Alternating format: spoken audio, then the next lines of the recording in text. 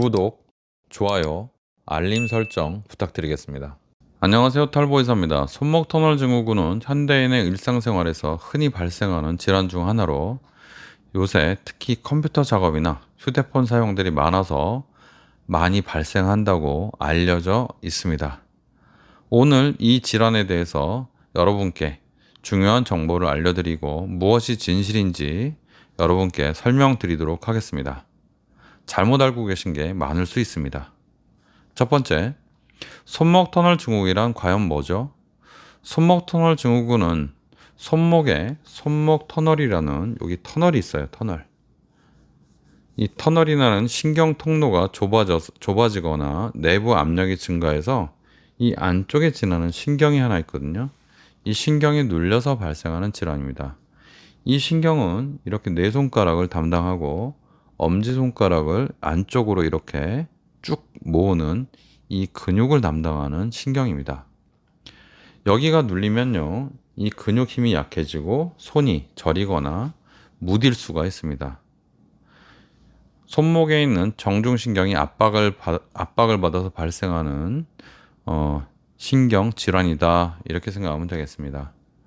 이 질환은요, 장시간 손목을 사용하거나 손목을 과도하게 이렇게 많이 꺾거나 손에 힘을 많이 이렇게 주는 분들이 더 발생을 많이 하기는 합니다. 두 번째, 손목 터널 증후군의 발병 원인에 대해서 말씀드리도록 하겠습니다. 그러면 손목을 많이 써서 생기냐? 아닙니다. 손목 터널 증후군의 명확한 원인은 아직 밝혀지지 않았습니다. 여러 요인들이 후보군에 올라 있고 또 그 요인들이 손목 터널 증후군의 발생을 올리는 것으로 알려져 있습니다. 손목 주위에 골절, 탈구, 종양, 감염, 다 이 주변에 뭐가 문제가 생기는 거죠.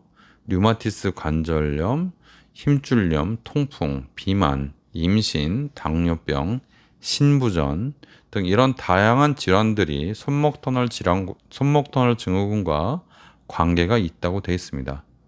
여성에게 더 많이 발생하고요. 여성들이 손목 터널이 좀 좁다고 그래요. 좀 좁고, 그리고 호르몬 변화 때문에 신경이 더 잘 부을 수가 있다고 합니다. 그래서 여성들이 더 많이 발생할 수 있다고 합니다. 그럼에도 불구하고 정확한 원인은 대부분은 모른다, 이렇게 알고 계시는 편이 실수가 더 적고 더 정확한 표현입니다. 이런 분들이 있어요. 나 평생 손 별로 안 썼는데, 지금도 일도 별로 안 하고 집안일도 안 하는데 왜 걸렸는지 모르겠어요. 이런 분들이 실제로 꽤 있습니다. 손목 터널 증후군의 발병 원인은 잘 모르는 게 많다. 일부 우리가 아는 것 많이 써서, 또는 당뇨병, 통풍, 비만 이런 것들이 있어서 생기는 게 좀 있다, 이렇게 정리하시면 될 것 같고요.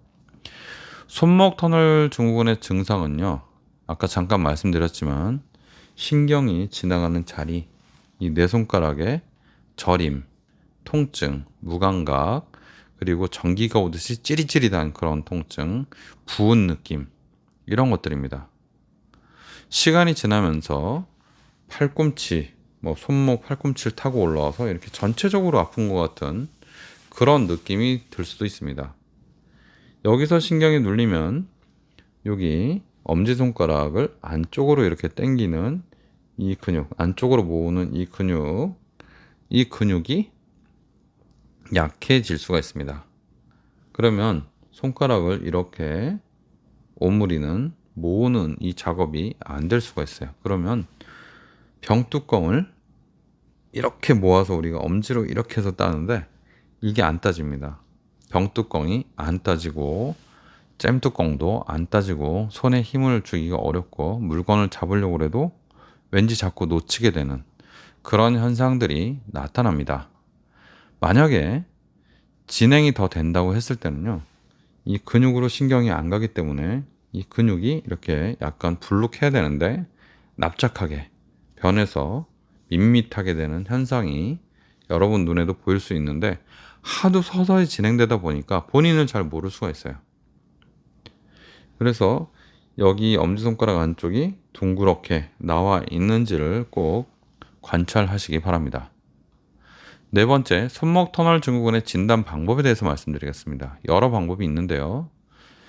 신경이 지나가는 이 자리를 탁탁탁탁 두드려 보는 방법, 그리고 신경이 지나가는 자리를 압력을 가하기 위해서 이렇게 구부려 보는 방법 등이 대표적인 손목 터널 증후군을 진단하는 방법으로 알려져 있고, 예전부터 의사 선생님들이 그렇게 했고, 저도 그렇게 배웠고, 저도 그렇게 해서 진단을 많이 해봤습니다. 그런데 해보면요, 손목 터널 증후군이 정말 확실한데 이 방법으로 안 나오는 사람들이 많아요. 많습니다, 진짜. 그래서 이 방법을 가지고 해본 다음에 이 방법에서 증상이 안 나타났다고 해서 당신 손목 터널 증후군 아닙니다. 환자분 손목 터널 증후군 아니니까 이거는 목 디스크나 다른 걸 알아보세요.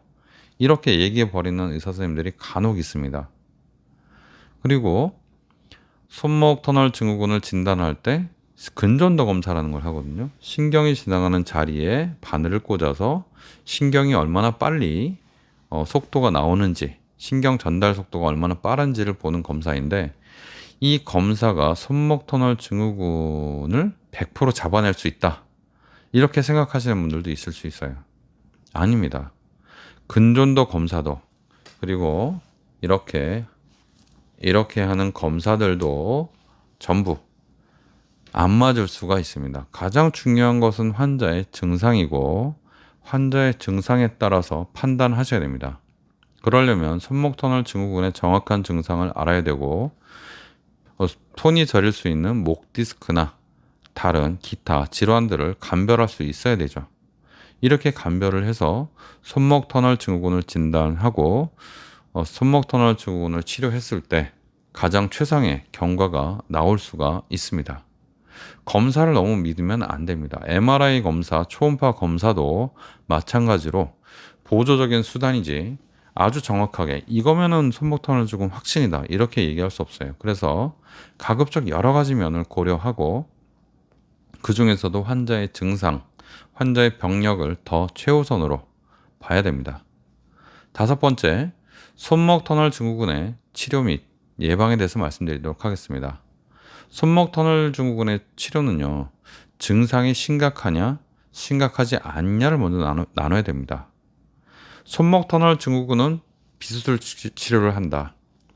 손목 터널 증후군은 수술적 치료를 한다. 이 말은 어떻게 보면 틀린 말이죠.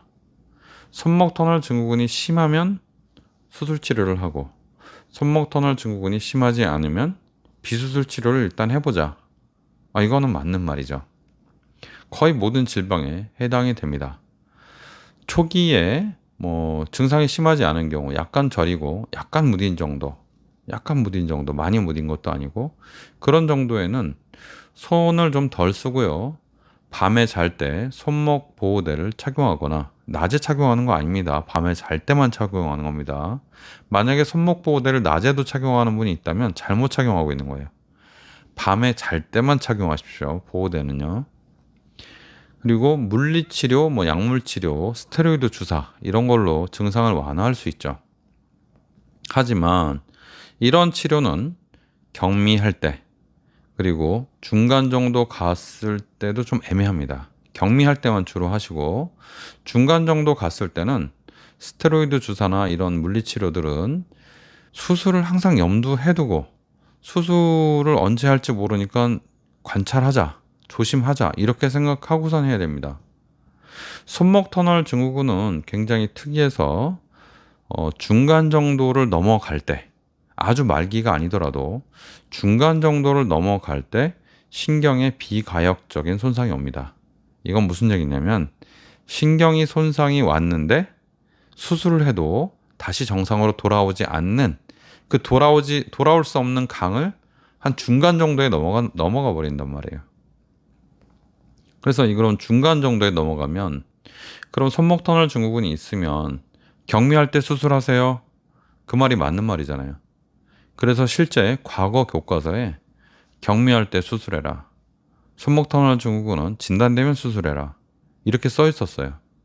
그런데 그런 내용들이 지금은 많이 삭제가 되어서 잘 보이지 않고, 지금 손목 터널 증후군에 대해서 어떻게 얘기가 되고 있냐면, 손목 터널 증후군은 결국은 수술을 해야 완치가 되는 병인데, 증상이 중간 이상을 좀 넘어가려고 할 때, 아니면 좀 심하긴 심한데 수술적으로 뭐 어떻게 수술을 지금 당장 할 수가 없을 때, 너무 저려서, 혹시 마비가 올지는 모르지만 마비는 둘째치고 너무 저려서 생활이 안 될 때, 그때 비수술 치료 또는 스테로이드 주사를 맞아서 수술 시기를 늦추는 것이 목적이다.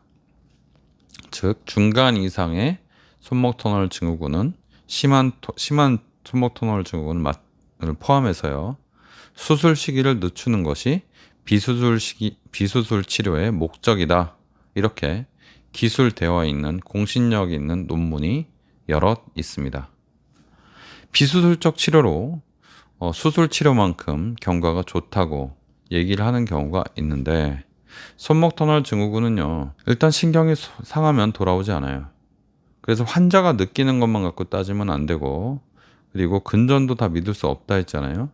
그래서 환자의 여러 가지를 복합적으로 판단을 해야 됩니다. 제가 하나 말씀드릴 수 있는 것은, 손을 굉장히 예민하게 쓰시는 예술가분들 또는 뭐 미술도 되고 음악도 되죠. 그런 분들이 있다고 하면요, 이 예민하고 섬세한 손을 지키시려면 손이 저리고 자다가 깨는 정도의 저림 증상이 있고 자꾸 무뎌지려고 한다 그러면 손목 터널 증후군이 있을 가능성이 높다고 판단하시고, 병원에 가서 정확하게 진단을 받으시고 수술적 치료를 하시는 것이 여러분의 예술적인 손, 아주 훌륭한 손을 무뎌지지 않게 지키는 방법이다. 물론 뭐 나이 드셔서 은퇴하시고 이제는 뭐 연주 활동이나 예술 활동, 뭐 미술 하시는 거를 이제는 뭐 그만하시는 분들은 괜찮죠. 그러나 나이 들어서까지 뭐 80 넘어서까지도 현역에서 활동하고 싶은 분들이 있다고 하면, 손목 터널 증후군이 있으면 제발 수술을 빨리 받으셔서 훌륭한 손을 꼭 지키시기 바랍니다. 오늘 손목 터널 증후군에 대해서 말씀드렸고요. 시청해 주셔서 대단히 감사합니다. 털보 의사였습니다.